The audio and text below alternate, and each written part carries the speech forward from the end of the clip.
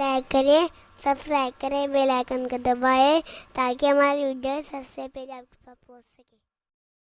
ایک بیماری کے حوالے سے میں عرض کر دوں، دل کا بیٹھ جانا، بے چین ہونا، ایسا لگنا کہ ابھی ہارٹ بیٹھ جائے گا، یہ ساری چیزیں ہوتی ہیں نا۔